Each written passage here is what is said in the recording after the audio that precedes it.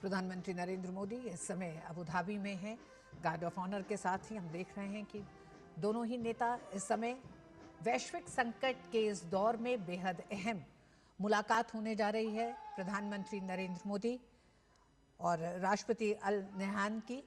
इस मुलाकात पे दुनिया की नजरें हैं। हम जानते हैं 2015 में प्रधानमंत्री मोदी की ऐतिहासिक यूएई यात्रा से दोनों नेताओं के बीच व्यक्तिगत विश्वास और करीबी संवाद की शुरुआत हुई और इसने लगातार 2015 के बाद से 2026 तक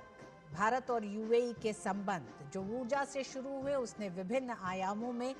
नए बड़े बदलाव किए। एक बड़ा टारगेट रखा गया सीपा के समझौते के साथ ही $100 बिलियन का। उस टारगेट को हासिल करते हुए अब भारत और यूएई 2032 तक $200 बिलियन के टारगेट के साथ द्विपक्षीय व्यापार को लेकर आगे बढ़ रहे हैं, जो बताता है कि आने वाले समय में ऊर्जा सुरक्षा से लेकर तमाम अन्य क्षेत्रों में दोनों देशों के बीच सहयोग बढ़ने जा रहा है और उस लिहाज से ये बेहद अहम यात्रा है। हमारे साथ दो मेहमान जुड़े हुए हैं। प्रोफेसर हर्षवर्धन पंत हमारे साथ जुड़े हुए हैं। प्रोफेसर पंत,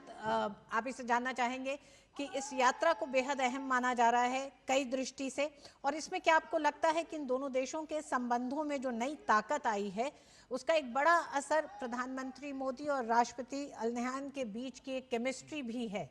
जो दोनों नेताओं ने एक पूरी अपनी उस ऊर्जा को, रिश्तों को मजबूत करने में लगाया? जी बिल्कुल। ये रिश्ते यहाँ तक नहीं पहुँच पाते अगर इसमें पर्सनल जो इन्वेस्टमेंट किया है दोनों देशों के शीर्ष नेतृत्व ने, प्रधानमंत्री मोदी ने और वहाँ वहाँ यूएई के नेतृत्व ने, वो नहीं होता तो तब तक ये जो हम इसका आज आज इसकी रूपरेखा देखते हैं ये पॉसिबल ही नहीं था, क्योंकि गल्फ में खासकर खाड़ी के देशों में पर्सनलाइज डिप्लोमेसी बहुत काम करती है और प्रधानमंत्री मोदी ने इस बात को शुरू से समझा और शुरू से उन्होंने ऐसे संबंध अपने बनाने की कोशिश करी लीडर्स के साथ। और मुझे लगता है यूएई के कॉन्टेक्स्ट में अगर हम देखें तो जो आप टाइमलाइन दिखा रहे थे, पहले मुकुल दिखा रहे थे, वो इस बात का पूरी तरह से उस बात को रेखांकित करता है कि किस तरह से स्टेप बाय स्टेप इस रिलेशनशिप को आगे बढ़ाया गया और दोनों ही देशों ने ये एक दूसरे के शीर्ष नेतृत्व को कोट किया, उसको रिस्पेक्ट दी, चाहे प्रधानमंत्री मोदी को हाईएस्ट सिविलियन ऑनर देना हो या क्राउन प्रिंस की इंडियन विजिट्स हो, या तो मुझे लगता है कि कहीं पर जो पर्सनलाइज्ड एलिमेंट है इस डिप्लोमेसी का, इस डिप्लोमेटिक एंगेजमेंट का, वो बहुत काम कर गया और उसमें उससे एक ट्रस्ट डेवलप हुआ है जो मुझे लगता है आज के परिप्रेक्ष्य में खासकर अगर आप देखें वो ट्रस्ट ही इस रिलेशनशिप को बांध रहा है और आगे जो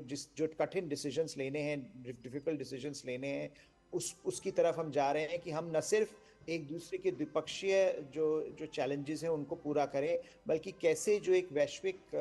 भू राजनीतिक परिवर्तन आ रहा है और खासकर मिडल ईस्ट में जो बदलाव आ रहे हैं उसको देखते हुए कैसे दोनों देश और सशक्तता के साथ काम कर सकते हैं। मुझे लगता है उसका एक नमूना इस पर्सनलाइज्ड डिप्लोमेसी के तहत हमको मिला है। जी प्रोफेसर हर्षवर्धन, भारत और यूएई के बीच में जो संबंध रहे और उसमें जो नए आयाम जुड़े, उसमें एक बड़ा आयाम ये भी था कि जिस तरह से एसपीआर को लेकर यूएई का एक बड़ा निवेश रहा। क्या आपको लगता है कि 2018 में ये होना, नेशनल ऑयल कंपनी का भारत के बेंगलुरु रणनीतिक तेल भंडार में निवेश और धीरे धीरे करते हुए, जैसे हमने देखा आईमेक एक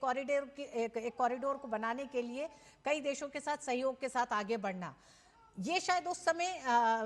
ये सोचा नहीं गया होगा कि इतनी तेजी से इन दोनों ही महत्वपूर्ण पड़ावों की जरूरत भारत और यूएई को भी पड़ जाएगी। क्या आपको लगता है कि 2018 में और 2024 में ये दो बड़े समझौते हुए और उनका एक बड़ा इम्तिहान 2026 में जो इस समय वैश्विक हालात है उसमें होने जा रहा है? जी हाँ, मुझे लगता है, देखिए, जब ये एक अच्छे नेतृत्व की